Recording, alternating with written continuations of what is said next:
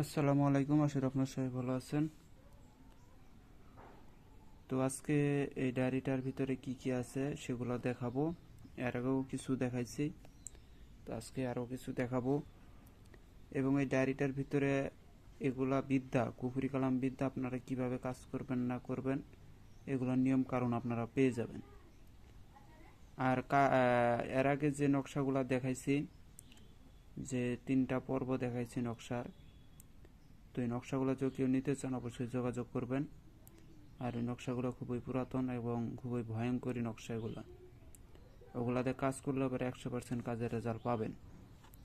আর result না বাইরে বাইরে আপনারা যে টাকা দিয়ে কিনবেন সেই টাকাটা আমার কাছ থেকে ব্যাক নিয়ে যাবেন। আর ওই নকশাগুলো নিলে সমস্ত কাজ আমি শিখাই দেবো, কিভাবে নকশা জাগ্রত করে, কিভাবে নকশা দিয়ে কাজ করে।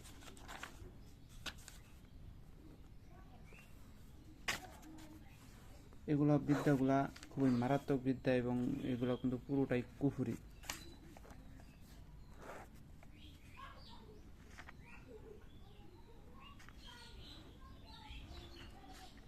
এটা হচ্ছে পাগল করা। কুলভু কুলভু আল্লাহ গনি জগৎ মুনি হু হায়দার অমুকের বেটা অমুকের মগজ ভাঙ্গিয়া কর সুরমার বিবেক বুদ্ধি খাও গমনি নিরঞ্জনের দোহাই বাক্য শক্তি মগজ শক্তি পুরাইয়া পুরো তুমি সায় তোমার আল্লাহ রাসুলের কোটি কোটি দোহাই। বশীকরণ। এই বশীকরণ এগুলো কিন্তু সম্পূর্ণ কুফুরিয়ে দেখেন শেষে এগুলো কি বলে, মা ফাতেমার।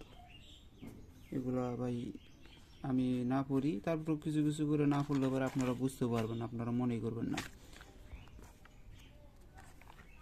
আমি অনেকগুলো পৃষ্ঠার একেবারে উল্টায় যাইতেছি, আমি শেষে কিছু বিদ্যা দেখাবো। 3 দিনে বশীকরণ।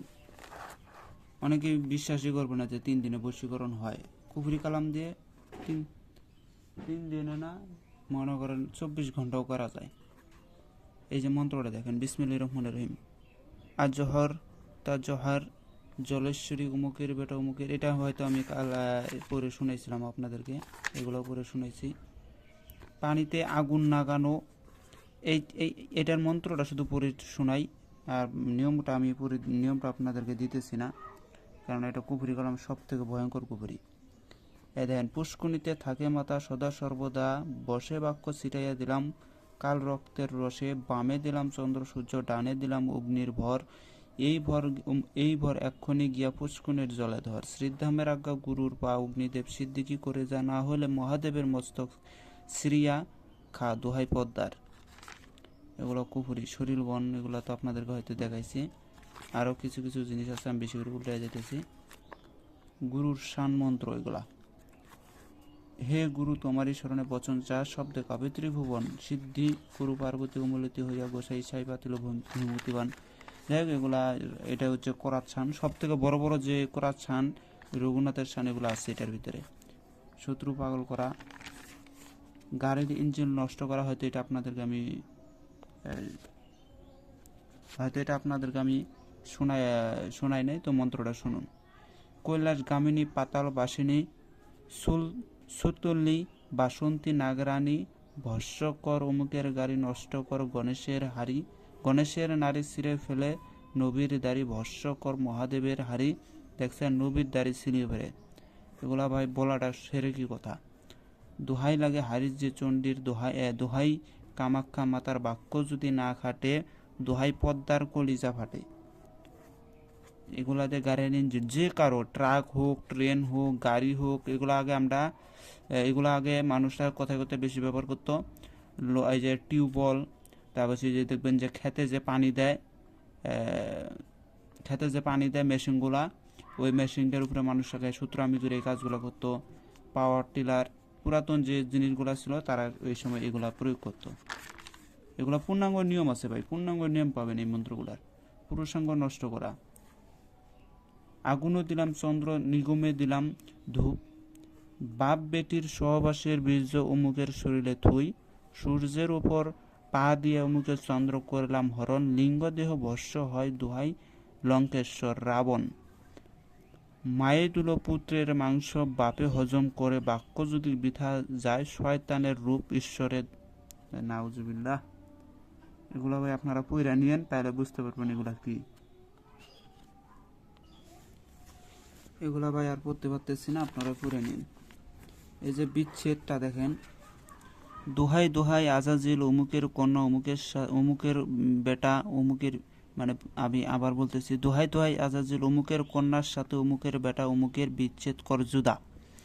কাফেরের পুত মুই কাফেরে আকফান। নাউজুবিল্লাহ। কাফেরের পুত হয় কাফেরে আকফান বাগে যত আল্লাহর কাল্লা। নাউজুবিল্লাহ। দেখেন এখানে কি বলছে, খান খান অমুকের সাথে অমুকের বিচ্ছেদ হক হুকুম পালন করে আজাজিল শয়তান মন্ত্র যদি লড়ে চড়ে আজাজিলের মস্তক শ্রী নরকে আর গুনে পুরে।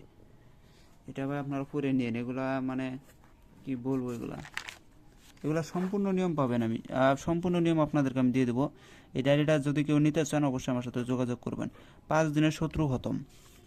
5 দিনের ভিতরে দেখেন এখানেই বলছে, এই যে আমি এখান থেকে শুরু করি।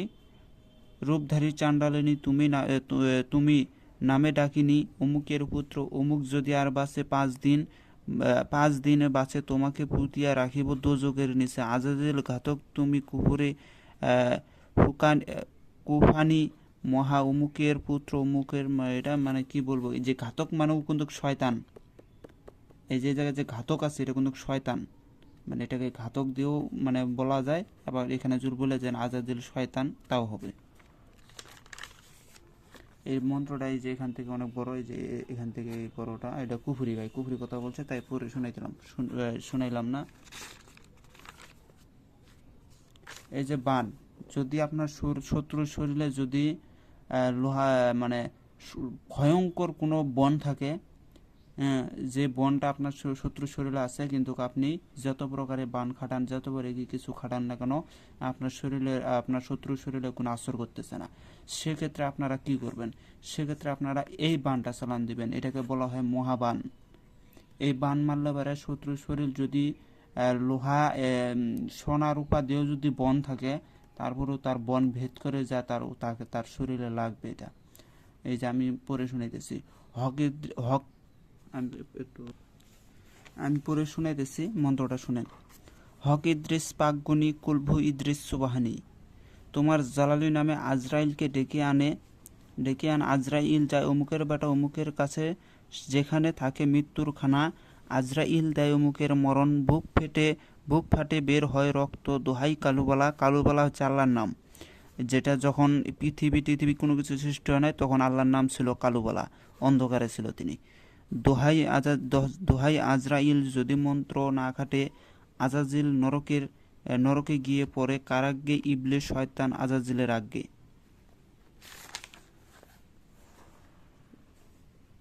এটা হচ্ছে খতরনাক বান, খতরনাক। এগুলো এটা আমার পরীক্ষিত, এটা পরীক্ষিত। তারপর যে এটা পরীক্ষিত, তারপর এটা না, হ্যাঁ এটা আর এই যে নাগদেবীর বান একটা আছে, এটা হয়তো লেখি নাই নাকি, হয়তো এটা লেখি নাই। নাগদেবীর বান আর এটা আর হচ্ছে এই যে এগুলো আমার পরীক্ষিত। বিশ্বাস না হলে আমি না দেখি এগুলো মন্ত্র সব বলে দিতে পারবো। এই যে মন্ত্রটা হচ্ছে ওং নম হাত ফারি কাদামার ভৈরবীর মাসানা খারা লোহ গাজন বজ্রকবান দিগলামারে ততদেবী কালকাটিয়াল গুরুকে শক্তি মরি ভক্তি মন্ত্র শ্রীবাচা সত্যনাম গুরু কাদের দহিমা কালী। এটা হচ্ছে এই মন্ত্রে দেখেন, এই যে ওং নম হাত ফাউরি কাদে মারা ভৈরবীর মাসানে খারা লোহকে ধ্বনি বজ্রকবান দেখলামারে ততদেবী কালকাটিয়াল গুরুকে শক্তি মেরি ভক্তি মন্ত্র ঈশ্বরী বাচা সত্যনাম গুরু কাদের দহিমা কালী। এই যে মাত্র 3 দিনের শত্রু শেষ এই পানে। এটা আমি নিয়মটা বলতেছি না, এটা যারা ডায়েরি নিবে তারা একমাত্র নিয়মগুলো পাবে। রক্ত খোরাকি বান, এটাও হচ্ছে আমার পরীক্ষিত। জয় জয় করে হুঙ্কার সার পর্বত শিকার ভাঙ্গিয়া জলে অগ্নিবান সরবান সারা রাত জলে। বালির প্রতাপে বান দেখি জলে। এক মুষ্টিক বালি ফেলিয়া দিলাম অমুকের বুকে। রক্ত উঠে ঝলকে পলকে তাহার মুখে। হিরিং ধিরিং দুদুৎসাহা। এগুলো মন্ত্র। এটা কালী মহাকালী অমুকের উপর আসে কালী। রক্ত শুষে নিল কালী মহেশ্বর। কার্তিক গণেশ গিয়া অমুকের যান কবচ করে। দোহাই কালী হোম হোম রক্ত কালী রক্ত গৌরী পিপাসক। ওং নম কালী ওং হিরিং শ্রিং ক্রিং ক্রিং। এটা হচ্ছে এটা। আর হ্যাঁ, এই যে আমি আপনাদেরকে বলতে, আমি দেখছি অনেক কবিরাজরা, আপনারা যারা নতুন শিখতেছেন, আপনারা অনেক প্রথমে প্রথমে মানে ভালো দিক দিয়ে কাজ করতে চান, যেমন ইসলামিক তদবির দিয়ে কাজ করতে চান, সেক্ষেত্রে কাজ হয় না। হ্যাঁ, অনেকেই আছে এরকম যে প্রথম প্রথম ইসলামিক দিয়ে কাজ করে যাতে মানুষের উপকার করতে পারে, কিন্তু ভুলবশত তাদের কাজগুলো কাজে আসে না। তখন তারা বাধ্যতামূলক হয়ে কুফরি লাইনে চলে যায় এবং কুফরি কাজ করে, কুফরি লাইনে যায়, কুফরি বিদ্যা শিখে। আর কুফরি বিদ্যা শিখেও দেখে যে তারপরেও তার বিদ্যা কাজ করে না। কেন করে না? এই যে এই চণ্ডীবরণ, এখানে আপনারা সমস্ত নিয়ম পেয়ে যাবেন। এটা আমার ওস্তাদের নিয়ম দিছিল, ওখান থেকে এটা কপি করা। তো দেখেন, এই চণ্ডীবরণ এটা কিন্তু আমার ওস্তাদ আমাকেও করে দিচ্ছে। তো আপনাদেরকেও এটা, যারা এই ডায়েরিটা নেবেন, এই ডায়েরিতে কাজ করবেন, তারা কিন্তু চণ্ডীবরণ লাগবে। চণ্ডীবরণটা কি আমি শর্টকাটে এই এতটুকুর ভিতরে বলে দিচ্ছি, আপনারা বুঝে নেবেন কি বলা হয়েছে এখানে। এই যে চণ্ডীবরণ, চণ্ডীবরণ প্রাচীন কাল থেকে চলে আসছে। চণ্ডীবরণ সম্পর্কে অনেকেই জানে না বা বুঝে না, তাই কিছু সংক্ষিপ্ত বললাম। মা চণ্ডীকে বরণ করে নেওয়াকে চণ্ডীবরণ বলে। সমস্ত গুপ্ত মন্ত্রের উৎপত্তি হয়েছে মা চণ্ডী এবং শিবের কাছ থেকে। তাই এইসব বিদ্যা বা মন্ত্র দিয়ে কাজ করিতে গেলে গুরুর পূজা করে মা চণ্ডী এবং শিবের পূজা দিতে হয়। এখানে কি বলছে মনে করে নেবেন, গুরুর পূজা করে মা চণ্ডী ও শিবের পূজা দিতে হয়। গুরুর শরণাপন্ন না থাকিয়া এই সব মন্ত্র দিয়া কাজ করিলে মা চণ্ডী তাকে বরবাদ করিয়া দেওয়ার আশঙ্কা থাকে। অর্থাৎ আপনার গুরু নাই, আপনি এসব বিদ্যা দিয়ে কাজ করার জন্য যেতেছেন, তাহলে মা চণ্ডী কিন্তু আপনার মানে যার বিদ্যা তাই সেই কিন্তু আপনার 12টা বাজানোর জন্য প্রস্তুত থাকবে। সেই কথাটাই এখানে সংক্ষিপ্ত বলা হয়েছে। গুরুর আদেশ ও চণ্ডীবরণ ছাড়া এইসব বিদ্যা কাজ করে না। এক কথায় চণ্ডীবরণ ছাড়া এই বিদ্যা মৃত বলা যায়। আর চণ্ডীবরণ করিয়া নিলে এই মন্ত্র সিদ্ধি করিবার কোনো দরকার পড়ে না। তান্ত্রিক গুরুরা তার শিষ্যদের চণ্ডীবরণ করিয়া দিত, পরে এই সব বিদ্যা বা মন্ত্র শিক্ষা দিত। দেখবেন যে যারা অঘরি আছে, তান্ত্রিক আছে, তারা তাদের শিষ্যকে দেখবেন যে আগে চণ্ডীবরণ করে দেয়। চণ্ডীবরণ করে দেওয়ার পরে তাদেরকে এইসব বিদ্যা শিখিয়ে দেয়, তখন তারা এইসব বিদ্যা দিয়ে কাজ করে। এই কথাটা এখানে বলা হয়েছে।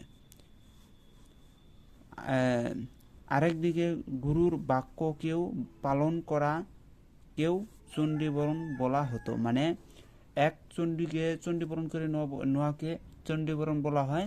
আর একটা আছে গুরুর বাক্যকে যে মেনে চলে সর্বদা। গুরুর বাক্য মানে গুরুজুর আজকে বলে শ্মশানে বসে থাকা, শ্মশানে বসে আছে, গুরুজুর বলে আজকে ওই কাজটি করে। এটাকেও যদি গুরুর আদেশকে প্রত্যঙ্গভাবে গুরুর আদেশকে যে মানে তাকে চণ্ডীবরণ করে নিতে হয় না, ওইটাকেই চণ্ডীবরণ বলে।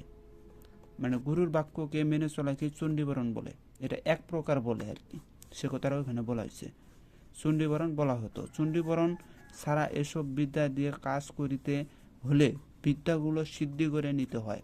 মানে আপনার চণ্ডীবরণ নেই, আপনি এখন বিপদে পড়ছেন, আপনি একটা বিদ্যা কাজে লাগাবেন, সেক্ষেত্রে কী করবেন, 108 বার করে এইসব নিয়ম আমি মানে 108 বার করে আপনাকে সিদ্ধি করে নিতে হবে। প্রত্যেকটা মন্ত্র যেটা দিয়ে কাজ করতে চান 108 বার করে এই বইয়ের এই ডায়েরির সমস্ত বিদ্যাকে 1008 বার করে আপনাকে সিদ্ধি করে নিতে হবে, নাতে কাজ করবেন 1008 বার।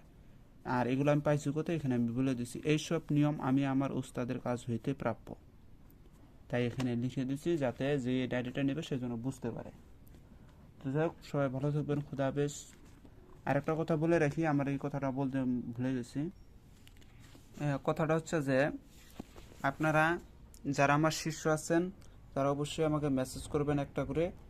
আমি আমার শিষ্যদেরকে, যারা যারা আমার শিষ্য সবাইকে আমি একটা করে সাধনা দেব, একটা করে সাধনা আমি শিখিয়ে দেব। তারা বাসায় বসে থেকে সাধনাটা করবে, যদি পারে তো করবে, আর যদি সময় না পায় তাহলে করার কোনো প্রশ্ন আসে না। কেননা এইসব লাইনে কাজ করতে গেলে একটা টুকটাক সাধনা না থাকলে পারে সাধনার যে ক্ষমতা, সাধনার যে মর্ম আছে, এটা আপনারা বুঝতেই পারবেন না। তাই আমি আমার শিষ্য যে কয়টাই আছে আমি তাদেরকে একটা করে সাধনা দেব, সেই সাধনাটা তারা যেন বাসায় যেন করতে পারে। একটা কথা মনে রাখবেন, যে যেমন গুরুর মনের ভিতরে ঢুকতে পারছে সে তেমনই জিনিস পাবে। আরেকটা কথা মনে রাখবেন যে গুরুর একটা কথাই যে গুরু এই যে পীর এবং ভক্ত আছে না, পীর এবং ভক্ত মুরিদ হইতে হয় পীরের কাছে।